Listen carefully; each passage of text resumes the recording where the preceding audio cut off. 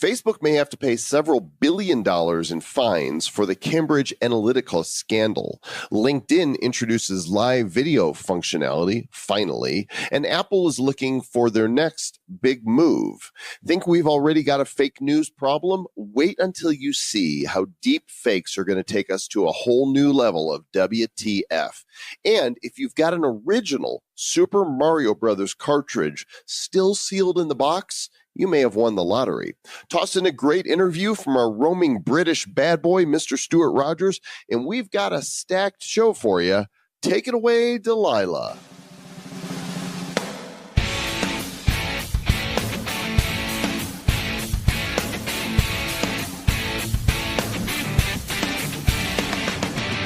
Ready for your hot fix of tech news with the latest apps, sexy software, and groovy gadgets? You got it with the bad boys of tech. Take it away, gentlemen. And welcome to the Bad Boys of Tech, the show for the geeks, nerds, dweebs, dorks, and all the others that just love tech. I'm Joel Comm. I'm Travis Wright, and he's Stewart Rogers. Where is he? No telling. Stewart is the roaming gnome, and he'll be checking in with us with an interview later on in this episode. So until then, we're just going to have to pretend that we know what he's going to say. Well, we do. He's interviewing Thomas Puig of Alembic. Going to be talking about some really cool stuff on marketing technology and what it's like to run a Silicon Valley startup right now. Yeah. So, cool stuff. For those of you that are watching us on video, welcome to the video. Also available on podcast version to put in your ears. And for those listening in your ears, also available in video version. Go to badboysoftech.com to see where you can locate each and every one of these episodes, except the ones that aren't locatable. That's true. Bad Boys of Tech in your ear holes and your eye holes. And with that, let's get to the news. And the Book of Faces in the headlines of the news once again. Cambridge Analytica and the data being shared that shouldn't be shared could cost them beaucoup billions. Beaucoup. So, yeah, you guys have probably heard about the Cambridge Analytica issue that happened during the election time, right? And then Cambridge Analytica scraped a bunch of data, and then the Trump campaign utilized it to basically help them target users more effectively. And that upset folks, even though in previous elections they've freely given their data to the candidate of their choice. This time it upset them, and because it wasn't their candidate of choice. I'm not sure, but people have been scraping Facebook data since way back, and I don't know if they're going to be able to put an end to it. You hurt my fee-fees. So the Federal Trade Commission has the authority to fine Facebook at least $70 billion based on the scope of their information that they've got here, according to arstechnica.com. But the Electronic Privacy Information Center, EPIC, cool name, says that's not likely based on previous practices. They said, quote, "We anticipate that the fine against Facebook would exceed $2 billion." So that's still a nice, chunk of fine. I mean, it's a hell of a speeding ticket right there. That is, you know what? And that would be probably one of the largest fines of a tech company in a long time. I know that I think Google just had a big fine from the EU that was maybe 4 or 5 billion. So those are some big fines that could be coming through. And you know what? Don't be violating our privacy, Facebook. I mean, that's one of the problems with these centralized technologies is they own your data. They use your data. Your data can then be usurped by other folks. They can have data breaches. And there is no solution out there yet where we own our own data, right? Nope. And so we need it. Decentralization is coming. For sure. In fact, I just wrote a post on my Facebook page, and I put on my futurist hat. There was a photo quote that I posted from Tommy Smothers of the Smothers Brothers that said, "The only valid censorship of ideas is the right of people not to listen." And here's the text that I put around this. Facebook, Twitter, YouTube, and other social media giants are way more fragile than anyone knows. Their indisputable one-sided censorship is discriminatory and eventually will go too far. If you're applauding when it happens to someone you don't like or agree with, be careful because you could be next. And don't try to argue that these are private companies and they can do whatever they want. While that might be philosophically or even legally true for the moment, the social sites are the new town square. One of two things will happen. Either they self-regulate and stay true to their original principles of free speech. Twitter was this once upon a time. Or they'll likely face government regulation, and I'm not a fan of this. Eventually, they'll push the wrong person or a group of people, and the technology will be in place for a mass exodus. Decentralization is the key to not becoming depersoned and an increasingly dystopian, nightmarish, Orwellian world. Disruption is coming. It's not a question of if, it's a question of when. What do you think about that, Mr. Travis Wright? You and I talk a lot about this on Bad Crypto. And you know what? There's a lot of people out there who are trying to solve this particular problem, right? There was a statistic that came out last week that said, if you lean to the right, you are being shut off on Twitter at a rate of 21-1 over people who lean to the left.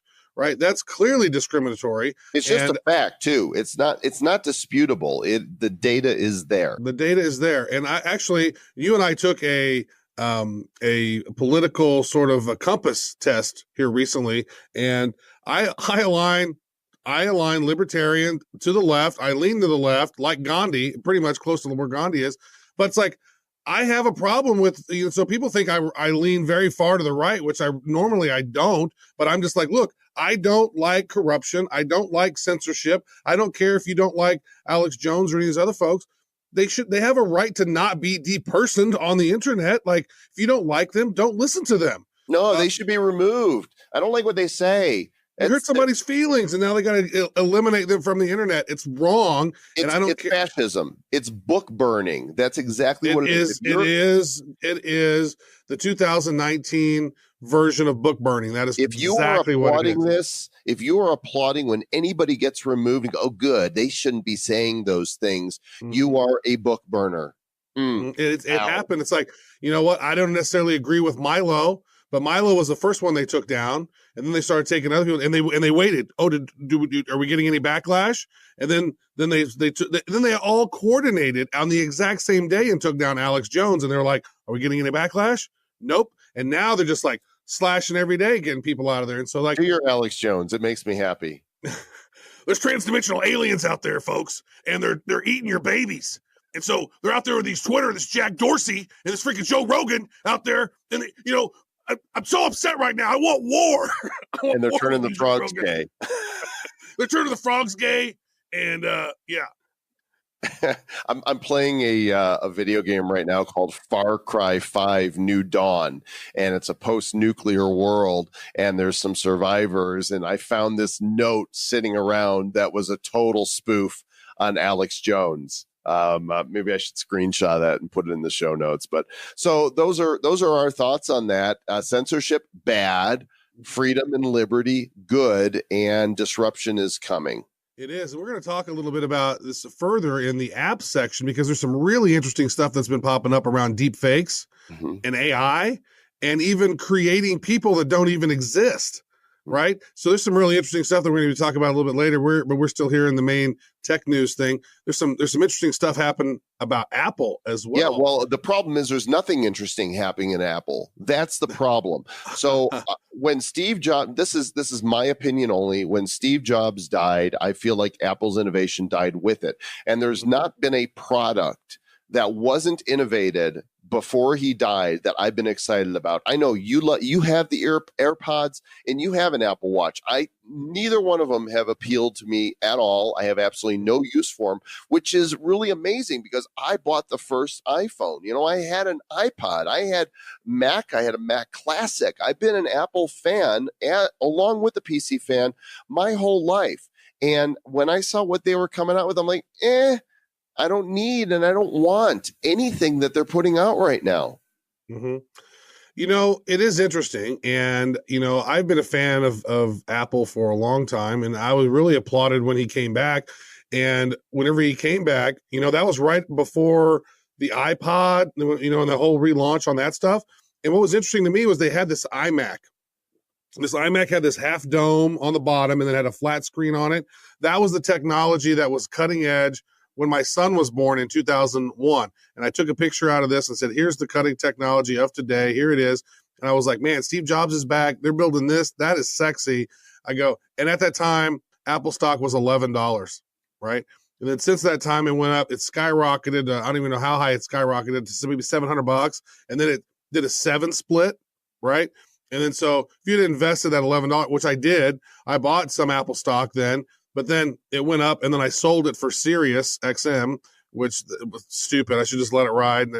But anyways, that's just another sad tale. But, it is. They have not innovated. But their word on the street is there's some really cool stuff that might be coming out with like their AR kit and making some AR glasses. But that's just not ready yet. It's not fully baked. I think they tried to do an Apple car. So they're testing stuff out. So I would think the next streamlined thing will probably be some really sweet ass, AR glasses.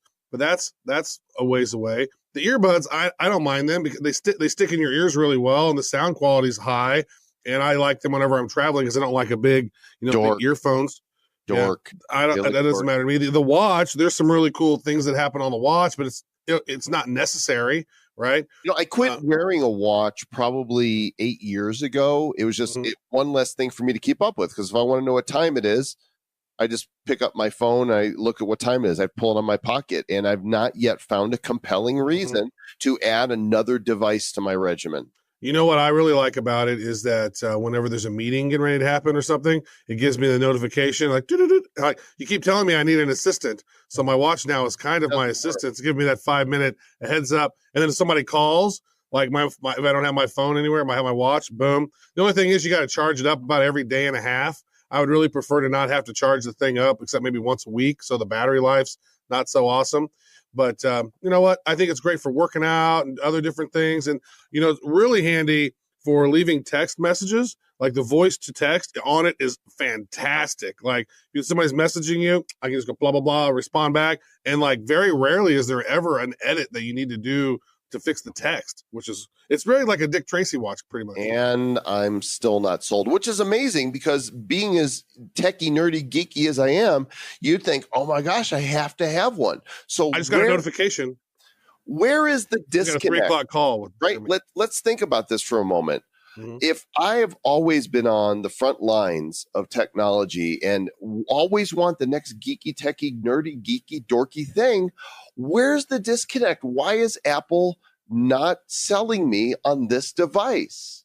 Well, I think it's there's a lull in excitement in the tech world in general. And I think for me, I mean, I've been a huge fan of Twitter and Facebook and, social media and Apple and Google. It's like I've been to their headquarters. I've had meetings there and, I've proudly worn their shirts. But like this authoritarian dystopia stuff that's happening with censorship and then trying to put the crunch down and like Apple delisted our podcast, Bad Crypto, for 5 days. They didn't even tell us because they thought we were keyword stuffing a field, and we really weren't. That was just the name of our show, Bad Crypto Podcast, Bitcoin, cryptocurrency, and blockchain news. Oh, you're stuffing keywords. Like, no, we're not. But they didn't even tell us they took us down. Right. And so these big companies have so much power over you and the creators where they can just disconnect you from your audience, and it's sad, Mr. Joe Com. So I think that's probably part of the reason why you're not getting excited about some of this stuff because we're kind of mildly angry at Google and Apple. I don't know about that. There's other tech I'm excited about. For example, I won a Robotemi at CES, and they're shipping it to me next month. It's a $1,500 robot on wheels that it works kind of like an Amazon Echo, only it's got a screen and video on it, and I'm super excited. So you got a robot dog and a robot. You are. No, the robot dog's gone, actually. The dog. Did I talk about that before on the show? We did. We talked about it on like the first episode. Yeah. But I didn't talk about getting rid of it. You didn't talk about getting rid of it. Was it peeing on the carpet?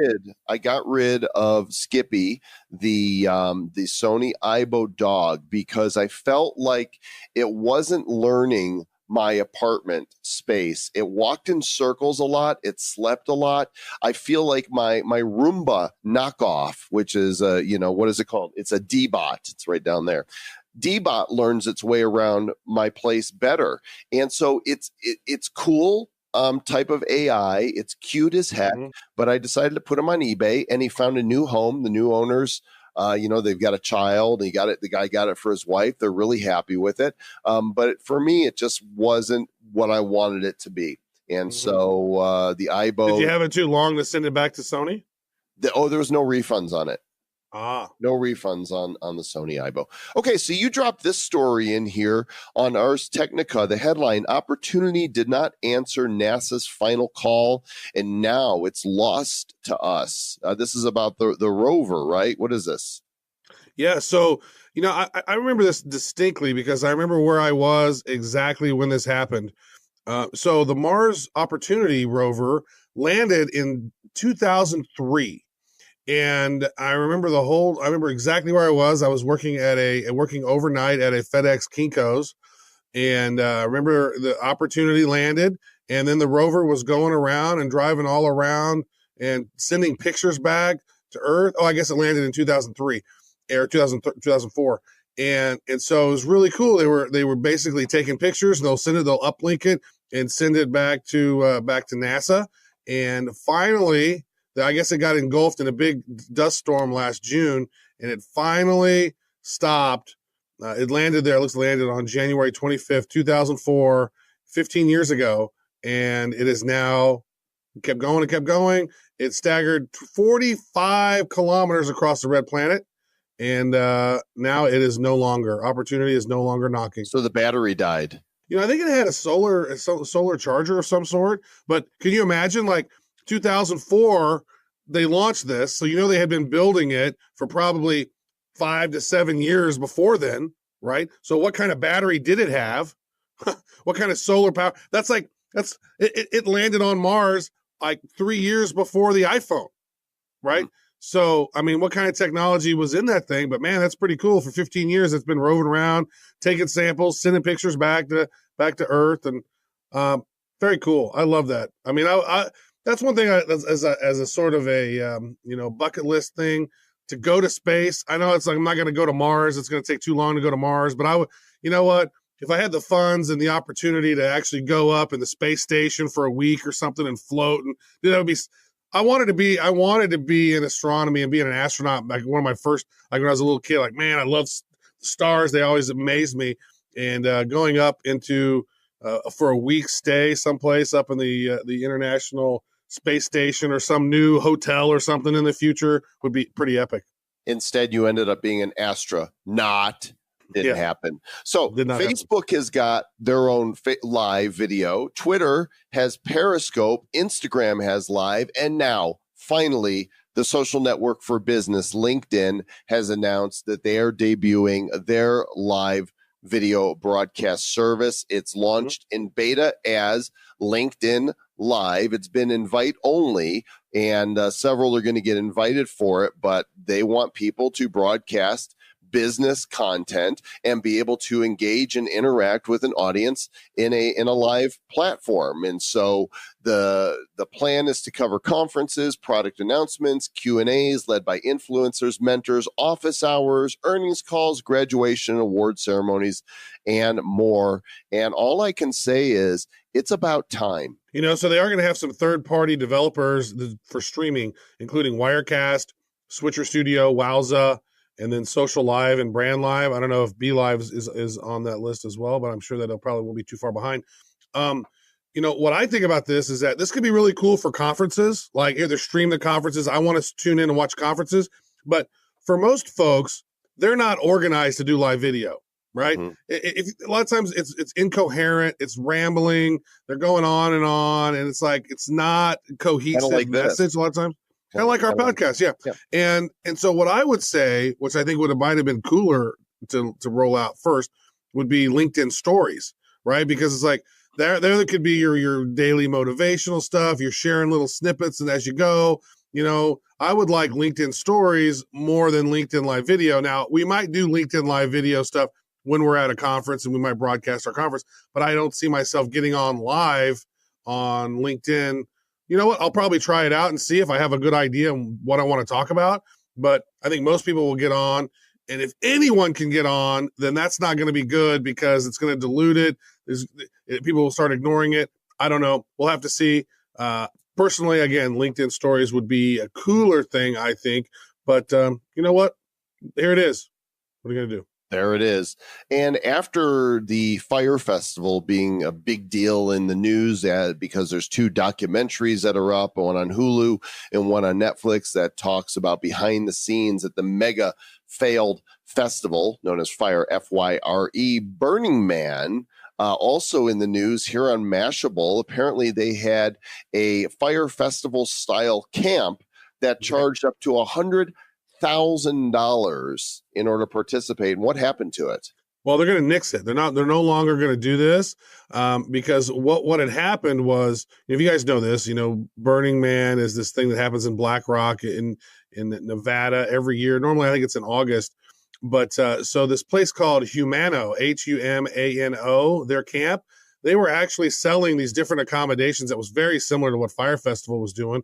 So for $25,000, you get a 160 square foot single Bedouin tent, and then all the way up for $100,000 for the Moon Village tent, which was a private bathroom, 2 bedrooms, and super powerful AC. And then they also had to pay $2,000 to be part of the tribal fee. But what happened was, Mr. Joel Comm, is they had all these wealthy attendees in this area, and they set up the camp. But what they did not do was set up their plumbing correctly. And so their camp was leaking toilet water. And so they were going in, they were doing all their showers and flushing the toilet. And what ended up happening was they did not have the right pieces. They did not have the right PVC piping. So instead of actually going to Reno, which is 90 miles away, to get some proper plumbing, they decided to duct tape it. So here's this, they're paying $100,000 or whatever to try to duct tape it. And then what happened was black water from their camp was leaking onto the playa. And so people are down there dancing and all this. And this is a green, don't leave a trace. It's like whatever you bring in, you want to take out, and you don't leave trash. And so here they are. Their toilet water is going down to where everybody is hanging out. I don't think that's the black water that the Doobie Brothers were singing about either. Probably. Oh, black water, keep on rolling down to the playa. Let everyone dance on it. Wait, that's a pile of what is that? What is that over there? That's gross. Oh, man. I don't know about you. Is that Nutella? That looks like some Nutella. Hey, if people want to go to Burning Man and go be in the desert for a week and do illicit substances or not and get all fine, not for me. I like the idea. I'm all about it. You can go. I've always wanted to go, but then now it's gotten too corporate, and I'm just thinking like, I'm in Missouri. How am I going to bring all this camping stuff like on an airplane? And like, it just the logistics of it just seem like a big pain in the ass. And so I've never done it. That's why they go, oh no, you need to pay for the camps and get ahead of time and do the things to do. I'm like, I'm not paying for this. I mean, it's supposed to be minimalistic and you're tribal and it's like you're hanging out with your peoples, and it's just not what it used to be. I don't think, even though I wasn't there when it was then. Well, if Burning Man and leaky sewage doesn't freak you out, this first story in our app section will. Travis Wright, I have met you in person. Yes. And I can vouch for the fact that you exist. Now, that is true. When we first met online, it was questionable. I don't know. You could have been a bot. You could have been a fake. You could have been artificial intelligence. Hard to tell if you've not actually met somebody who's real and who's not. That's true. So this latest story right here, this is a website you can go to right now. Type it in, thispersondoesnotexist.com. And it uses AI and it makes all these different fake faces. And you know what it was so interesting about this, Mr. Joel Comm, was I will go there and then I'll take a picture. I'll actually save the image because like, if I don't save the image, that person dies. It's gone. Go ahead and scroll down and click the link to the website, pop it open, and let's refresh it a few times. So what you're what you're looking at when you go to this website is a creation of a gentleman named Philip Wang. He's a software engineer at Uber, and he's using a neural network that's known as a GAN, a generative adversarial network, to create a new facial image from scratch. This is artificial intelligence that is basically every time you refresh the page, you are seeing the face of an individual. Oh, she's got bad teeth. That does not exist. Now, there might be a doppelganger of somebody who looks like this, but the face it is creating is not a real person. It is a deep face. Can we say that instead of a deep fake? A deep fake. It is. You know, one thing that I thought that was interesting, because as I've gone through these and looked through some of these, and I was like, one thing that it could be used for, which probably will be used for, is that for porn, because it's almost like then, if you do that, then you're not actually, there's not any women that's actually doing that stuff. But it's almost like, what do you like? Well, I like a brunette. Well, how big do you like their boobs? Well, this size. And what do you want this? Like literally with this deep creation of things, then it's almost like, that's probably will be where it will be utilized. Is you can go to a website, pick whoever you want, have them do whatever they want, and it's not a real person, but it sure looks real, And some of them you could tell, like a picture we're looking at right now, she's got an earring in one ear but not the other, right? And some of them have some weird character, like a weird splotchy thing in her hair up here, whatever that is. So it's unusual, but it's real enough that you could easily pass off these photos as real people. And it's mind-blowing when you think this looks like a real person, but this is made on the fly and it does not exist. This person has never lived. People are going to use these for like their fake Russian bot accounts on Twitter. Yeah. So deep fakes are actually in the news for a number of reasons, not just this very scary prototype of what's possible. But apparently there are researchers out there that are being scared by what's possible in the work that they're creating.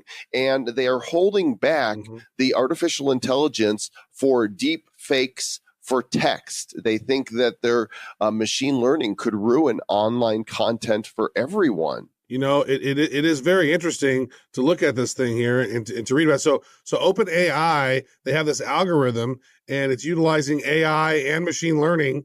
And look at this right here. So basically what they're doing is they think that this thing is creating content so good that it's scary to them, because what it is they gave 4 terabytes of information or something, 40 terabytes of data from online data. And what it would do is it would predict what the next word would be based on that. And so there's a couple of different articles that we have on here on this particular one. Right. In this one you're looking at in Ars Technica, Travis, is really interesting. There's an example. Given a 2-sentence entry, GPT-2 generated a fake science story on the discovery of unicorns in the Andes, a story about the economic impact of Brexit, a report about the theft of nuclear materials near Cincinnati, a story about Miley Cyrus being caught shoplifting, and a student's report on the causes of civil war. And you can see all of these in the show notes, badboysoftech.com/005. And if you'll scroll down the page, you'll see that the artificial intelligence written stories just based on a 2-sentence entry. It's created, and you'd think, what? I've seen. I wish I had this in college. That'd be so handy for my term papers and research. Right. Right. So here on this other article we have, so we're actually linked to both of them. This is the one on TechCrunch. And so here was one right here where they basically inputted to the GPT-2, recycling is good for the world. No, you could not be more wrong. And then it's back. Recycling is not good for the world. It is bad for the environment. It is bad for our health. It is bad for our economy. I'm not kidding. Recycling is not good for the environment. It is destructive to the earth, and it is a major contributor to global warming. Recycling is not good for our health. It contributes to obesity and diseases like heart disease and cancer. Recycling is bad for our economy. It increases the cost of a product, and in turn, the the price of everything that is made with that product. Recycling is not good for our nation. We pay a tremendous price for the privilege of having the world's most advanced and efficient recycling system. Recycling is a huge, colossal waste of time, energy, money, and resources. Wow. Well, whether that's like a YouTube right, comment. If it's right, wrong, or indifferent, the construction of that, it looks legitimate, and you wouldn't know. And so the real fear with our AI used for text, used for photos, is the day is soon coming when somebody's face is going to be used in photographs to implicate them in something horrible that never happened. People more so in video, I think, to be able in audio, they can generate your voice. So you see those Snapchat filters, right? I mean, it's the same thing. Like you put them on there. It's like you can actually on Snapchat, you can go out and find a picture of Donald Trump, and then you can do that face swap thing, and it looks like you're Donald Trump. Not a good version, just like a cheap, iPhone capability. But when you start putting power in AI and deep fakes and video and audio editing and being able to create and make, I mean, like. I don't know, man. We're 3 to 5 years away from that, maybe. Like, that's some scary stuff. Like, look, here's a crime. We clearly show you you did. Here's multiple video angles of you committing this crime, and you didn't do it. I mean, there's evidence that shows you did.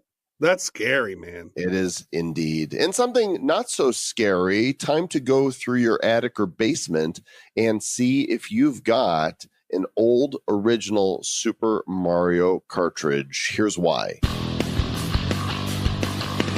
Just about everybody and their dog had an initial NES system, Nintendo Entertainment System, that played the first Super Mario Brothers. And this guy had an original copy, still sealed, pristine, that just sold at auction for $100,000. Actually, $100,000, $150, the highest price ever paid for a single game. What kind of animal is this guy who would hold on to this and not play it? Like, I mean, I remember that exact same box. I had that, and when I got my Nintendo, so maybe they just had like a duplicate one, and he's like, "All right, I got 2 of them. I don't need this other one." This is sealed. This is among the first run of the 17 NES games that were produced in America, and there's a foil sticker on top that if you had broken that sticker, you couldn't replace it. It's you can't damage it and not know. It was a good investment. Buy a couple of those, huh? Sit them back, and for some reason, this guy 30 years. held on to it, and wow. So, before you throw out that Mario cartridge, check and make sure that you don't have something valuable there. Yeah, there was another sealed copy of Super Mario Brothers on eBay in 2017 that sold for over $30,000. So I guess this is those NES sealed sticker games. Those are rare. Interesting. Speaking of games, you put this article in here from Gizmodo. The headline: Transformers meets Ghostbusters in this totally tubular 80s toy mashup. What the heck is going on here? I don't know, Mr. Joe Com, but look at it. It's awesome. Look at this. Transformers and Ghostbusters. And like, here's your little, what is this? What was that called? The Ecto Wagon or something? Yeah. And so now I want to see this movie. This is a movie I want to see. Yeah. Transformers meet Ghostbusters. Who are you going to call? Transformers. Wow. That's pretty cool. So yeah, put this in the next Ghostbusters sequel with the original people from Ghostbusters, not the remake version of that. But that is awesome. Look at that. That is badass. It is pretty cool looking. I kind of want one on my shelf now. Yeah. Now, a lot of people watched the State of the Union address that the president gave here recently, and whether you agree with him or disagree with him, I think everybody can agree that bad lip reading does the best, funniest videos. This one right here, like this one is really funny. Like one of my favorite ones is the ones that they do with the NFL. And but this one right here, I don't know if you guys can hear. But you guys want to go check it out themselves. This is so funny. Yep, links to it in the show notes. It's embedded here in this Mashable article. Don't lay a finger on my gavel. She's all like, I like when he says, "I think Asia has a nifty wall." That's so funny. Oh my God, that would just that just cracks me up like that. And then they did the NFL one from this past year, and that one was really hilarious. I love the NFL ones. And then there was another one. Oh, there was one that bad lip reading did where they took a Michael Bublé video, his song, I Just Haven't Met You Yet, and then he turned it into a song called Russian Unicorn, and it's a totally different song. The song he made up. And would singing it with Michael Bublé's video as the back. Like this dude, whoever did, like he's a genius. I think he's got like 15 million subscribers or something to his YouTube channel. Be able to super creative. You have to know what phonetic sounds are created when the mouth is in a certain position, and be able to go, okay, what can we replace this with here that makes it look real? And I'm sure it takes a lot of work to actually pull that off. I bet it takes a lot of time. You know what? Great creators. But we wanted to also throw something, that we found over the course of the week that we thought was pretty hilarious, and you're going to want to check that one out. You guys want to check that out. It doesn't matter what side of the aisle you're on. That's hilarious. And our roaming gnome, Mr. Stewart Rogers, I think he was in Europe when this interview took place. He's got Thomas Puig of Alembic, and they have some MarTech stuff to discuss, especially the future of marketing technology. So, Mr. Stewart Rogers, take it away. So, here we are in San Francisco at the amazing and wonderful Alembic offices. You may not have heard of Alembic because they've been very, very stealthy indeed. So, Thomas, why don't you tell everybody that's listening to the wonderful Bad Boys of Tech podcast who you are and what the hell is Alembic? Well, who am I? I'm a, serial CMO and tech executive who scaled companies like WP Engine and Marcus and Cambium Networks. And my co-founder was really, really, really early at Twitter. He was number 13. Wow. Right? Yeah. He got the job waiting in line for the bathroom at a club. Like, that's Amazing. How early Twitter was. That's right? how you get one of the best names on Twitter, is like one of those one-word names. Yep, it was from those eras.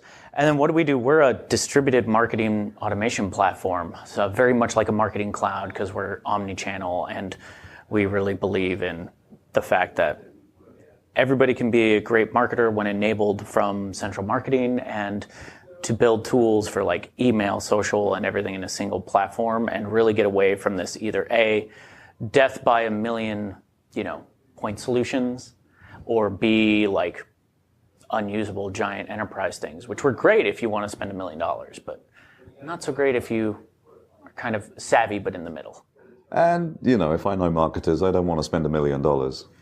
Yeah, hey, everybody wants marketers to spend $1 million.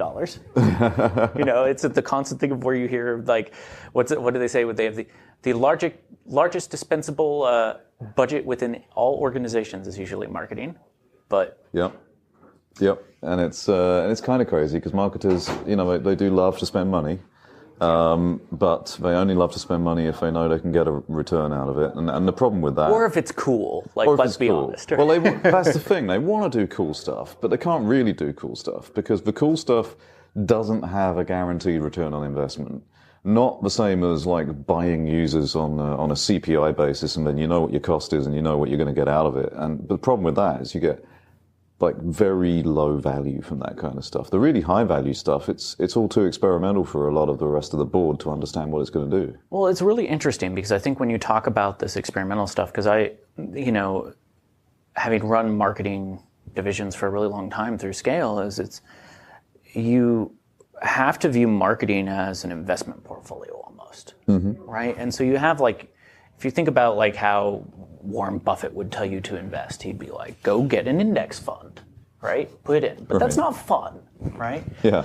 So what you end up happening is you have to think about like a portfolio, 70%. It's like your stocks and your bonds and your really, really stable stuff. The stuff you were talking about, like your cost per click, your guaranteed impressions, your user purchasing, stuff like that, account-based marketing with return sets. And like 20%, right? 20% is going to be a bit edgier, right? It's going to be your brand stuff, your events, your things that are a little bit harder just by the nature of it to really push in. And then you should save about 10% for just absolute weirdness and insanity, right? It's your 10 to 1 bets, right? What's the weirdest, most insane marketing you've ever seen? that I've ever seen or ever done. Well, either. Take. Well, I remember we can one compare time. war stories here. Yeah, I remember one time with WP Engine, we did this thing called GIF the Halls, where we built a website where you could build your own GIF Christmas card, and then we took over a giant set of walls in downtown San Francisco and projected against it. And people would put it in. And of course, everybody tried to game it. We'd have approval systems and everything. But we estimated we did 1 million organic impressions of that, just people walking through Union Square in San Francisco doing stuff. And we did the whole project for less than $15K and convinced the city, because we partnered with some cool nonprofits for it and everything.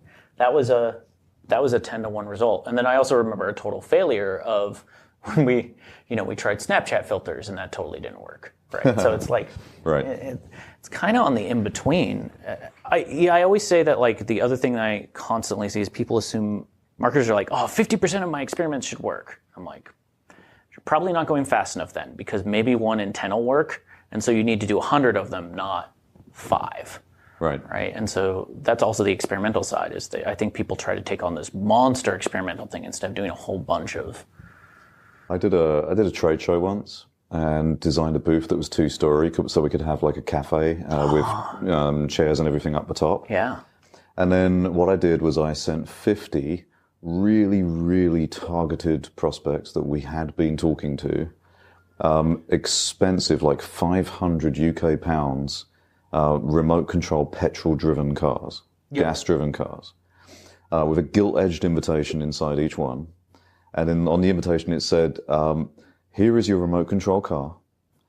If you would like the remote for the car, come and see us at our booth. Book in an appointment, click here, right? And gave me URL, they came, they booked in an appointment. Out of those 50 that we sent, we had, I think it was like 46 appointments. Yep. And against that £500 times 50 spend, we closed over £300,000 worth of business.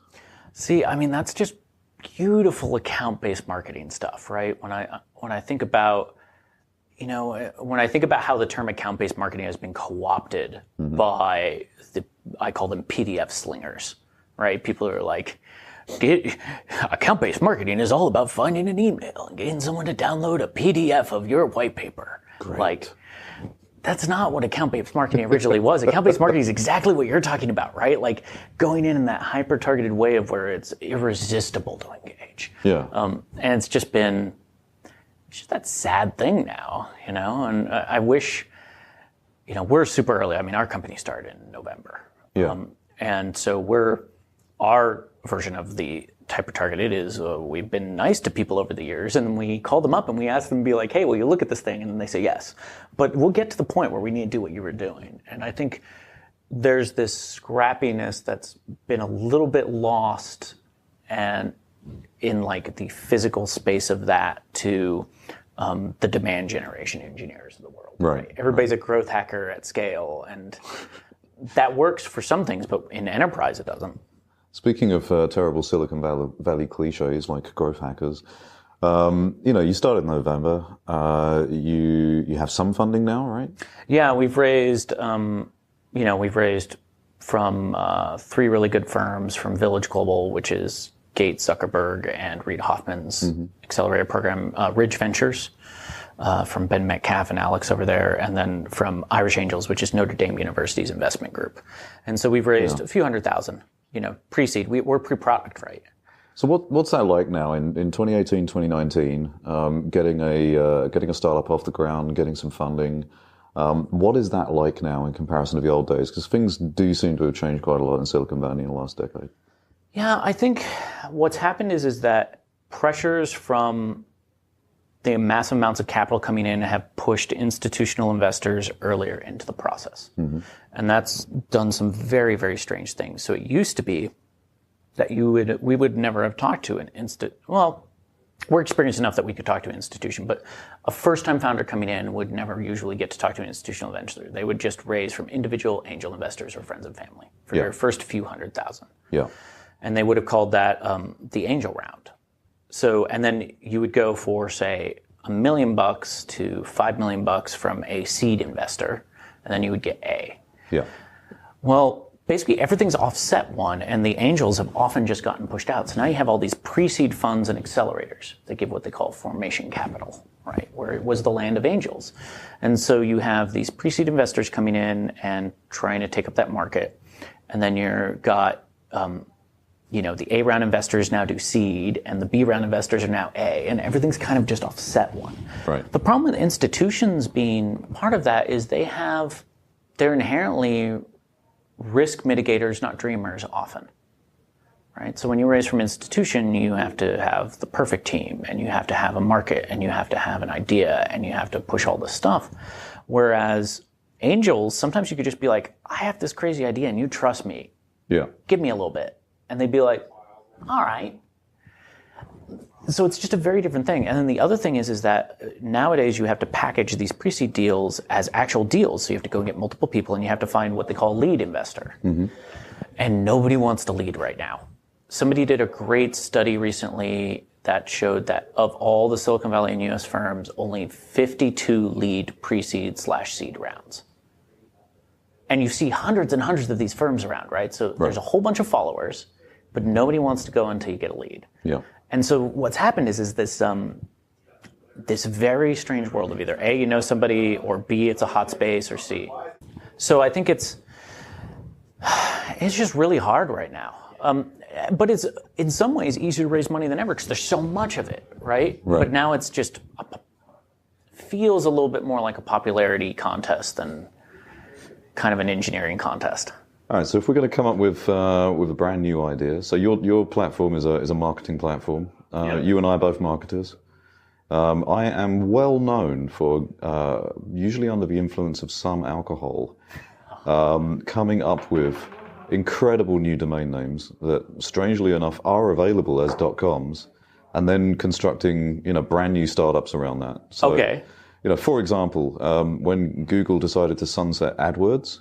Yeah. It occurred to me that AdWords sounds a little bit like Adwurst, which is, like bratwurst, like German sausages. So I looked, and funnily enough, adverse.com was available. So I bought it. Yeah. I've actually found a company that can laser etch personalized messages onto the side of German sausages. So at some point this year, I'll launch that so you can buy personalized sausages for your company barbecue. So you know South by Southwest, right? It's big, everybody go and pretend that they're important. I'm going to be there in Austin in March, so we'll be covering a future episode of Bad Boys of Tech from Austin. So I have a bunch of friends because W. Pinch was an Austin-based company, so we'd always end up there, and you'd come in, and everybody, you'd go to a bar, and you try to get a quiet drink, and everybody would be like, let me tell you about my app, or whatever it was at the time. So we had this one friend who I won't name, but he used to go around with, he'd make up a fake startup and fake business cards every year. And the best one I ever heard that they did was they were like, yeah, my new startup, Space Rack. We're going to take data above the cloud into space. So it's away from governments and you can have complete things. And he had a whole pitch for this. And I kid you not, he actually had real investors wanting to invest by the end of the weekend. And he just made fake cards because he didn't want to talk about his own stuff because he didn't work in tech. And so I had another buddy who I used to work at agencies that he lived in LA, and just amazing looking guy, and a guy named Marshall. He won't mind if I tell the story, but he used to go out with all these big Hollywood fancy types. And what he would do is he would not be like, I'm an agency creative director. He was like, he'd say, I'm an undertaker. And he had this whole line, and people would be like, no, you're not. He'd be like, what, you don't think digging graves is good enough for a living? And then everybody in Hollywood loved him, and he used to hang out with all these A-levels because they were convinced that he was a grave digger. It was just so unique. So I love these inventions of things because I think we all take ourselves a little bit too seriously. So what startup should we create right now for Bad Boys of Tech? Oh, well, I mean, if we're doing Bad Boys of Tech, let's see here. What's the next place you're going? I'm going to go to Riga for Tech Chill. Where? Tech Chill in Riga, which is in Latvia.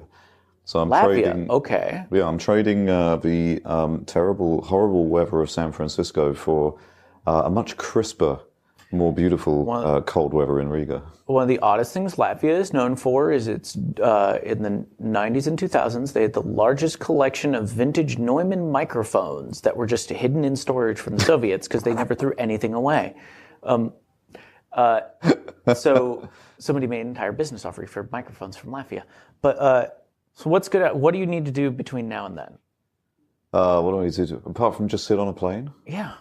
Yeah. Well, you got to sit on a plane. Well, I've got to jump on a plane tomorrow. Got to head to Riga via London. What about plane seat warmers? Oh, now I like that. Right, because the economy is always really cold. Yeah. But like a battery-powered seat warmer, or one that just plugs into the thing, because they have power now, right? Like most of those things. So like a plain seat warmer / cushion. All right, so I'm looking now to see if hotbutt.com is available. Bet you. I mean, it must be, right? It's got to be available. Yeah. Or, well, there's hot butt. There's a. I mean, if you were seated on a plane, you had a nice butt warmer, you wouldn't be angry. So instead of hot cross buns, heat rear, there's a bunch of good ones. Yeah, hot not cross buns. Yeah. There's a good one. I think people would actually buy it. I mean, you could get do the infomercial thing, right? Like late at night. Have you ever gone to the subreddit, where does the soda go? Yes. Yeah. Right? Like I could picture it being somebody sits down and they're like shivering on the side of the plane. That would be black and white footage. It's always black and white footage. No, so it's black and white. The person shivering, they're like dying, and then this guy comes in just super suave with little cushion. Yep, looking really awesome and very, very, very, very happy. Yeah. And then, of course, what they can do is they can put all of that in your new marketing cloud system and tell the whole world about it.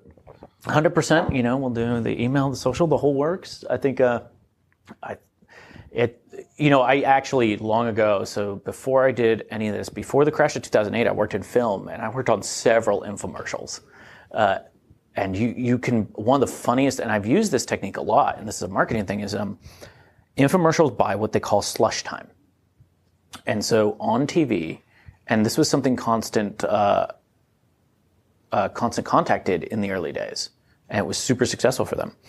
They used to buy slush radio and slush TV slots. So basically, if it's 1 a.m. or whatever, and there's not enough ads to fill that slot, they get auctioned off at the last minute. Right. And so you can just kind of put in a bid and say, give me blah, blah, blah slush time. You can do that for both radio and TV still, and actually get some pretty good values if you're in the B2C space or the B2SMB space. So we could buy a bunch of slush time. You can actually buy about, as I recall, about $30,000 will buy you about, I'm pretty dated on my information here, but I remember it was a few thousand rotations. Wow. It's a lot, Nice. right? These are all in local Fox, Louisiana, stuff like that, right? Yeah. So we could promote with slush time, do unique 1-800 numbers for all the call-ins, right? And then we could just run, this is old school demand gen marketing, right? We could just be how do we do it? Though there's no Billy Mays anymore, which is sad. No, that's true. Who's the new guy, the skinny guy? Oh, I don't know his name, but he's very, very infectious. Yeah. It's just kind of convinced that there is a large amount of stimulant use for any of those units. Well, and on that bombshell, thank you so much for joining us. So yeah, we'll come to you from another city soon. I'm absolutely certain that I'll catch some really interesting people in Riga and Latvia over the next few days. In the meantime, Thomas, thank you so much. Thanks for hosting me at Lembic's offices today. We'll catch you on the other side, right? It's always good to see you. All right, man. Thanks so much. Bye. And Mr. Stewart Rogers, give it back. He took it away. I figured he should give it back. He did. He took it away. He's done with Very it. Very nice. Yeah. That's good stuff. So, you know what? I want to say thank you, everyone, for tuning in to this episode here of the Bad Boys of Tech. Hopefully it's good enough for you to keep tuning in. If you do, subscribe. It's on iTunes. It's on Stitcher. It's on Spotify. It's on the Googles. Check that out. And then we also are on YouTube with this particular show. At least for now, until they... We're not on YouTube on our Bad Crypto because they deplatformed us without warning. We didn't have any strikes against us. Yeah, and we don't know. We never know how to end this show. We end Bad Crypto by saying, stay bad. But it comes to the end of the show, we're like, bye. See you later. So we want your suggestions. Write us, badboysoftech@gmail.com. Perhaps send us news tips, talk about gadgets or tech or apps that you'd like us to check out, and give us an idea of how do we get out of here? How do we exit?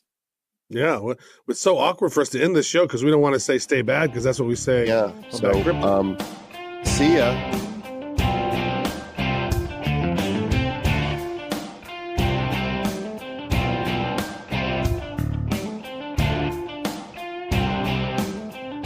The bad boys of tech.